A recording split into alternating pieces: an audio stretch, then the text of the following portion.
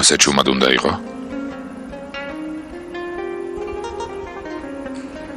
სავსე მთვარით ვტკბები. მეც. არა ჩვეულებრივად ლამაზია, არა? ხო, ნამდვილად. და შენ იცი ამბავი მთვარის შესახებ? არა, არ ვიცი. ერთხელ მთვარე სასეირნოდ წავიდა და ერთმანეთის მიყოლებით შემოიარა ყველა პლანეტა. ერთხელაც ის განუმეორებლად ლამაზ პლანეტას შეხვდა და გითხრა, რა ქვიაო? დედამიწა, უპასუხა პლანეტამ. მთვარემ აღტაცებულმა შეხედა დედამიწას და წასვლა დააპირა. მაგრამ ვერ შეძლო. ხმის ამოღება დააპირა და ვერც ეს შეძლო. მაშინ გადაწყვიტა თავისი სინათლით მოეხიბლა. მიბრუნდა დედამიწისკენ და თეთრად გაანათა. ასე შეუყვარდა დედამიწა. და დედამიწამ სიყვარულით უპასუხა? უპასუხა და მე როგორ? ახლოს რომ დაეტოვებინა, მთელი თავისი მიზიდულობის ძალა გამოიყენა და შემდეგ აღარასდროს გაუშვია.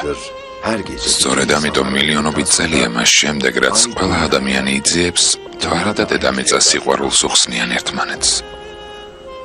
მიუხედავად იმისა, რომ ერთმანეთს ვერ ეხებიან, არ შეუძლიათ ერთმანეთს ჩაეხუტონ. ამას მთელი სამყარო ხედავს და ამ ამბავს თაობებს გადასცემენ. სიყვარულის ამ დიდებულ ამბავს.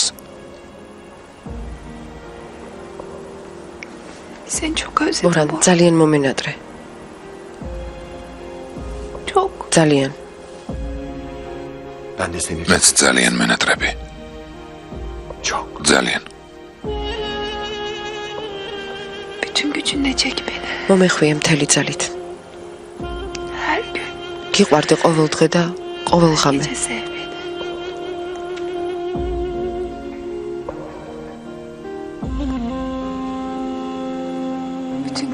და ეს სამყარო გახდეს მოწმე, რომ სილა გაგიჟებითაა ბორანზე შეყვარებული და არ შეუძლია მის გარეშე.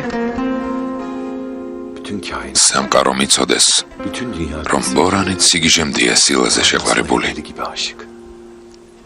და მილიონი წელიც რომ გავიდეს, ბორანს ისევე ეყვარება, როგორც პირველ დღეს.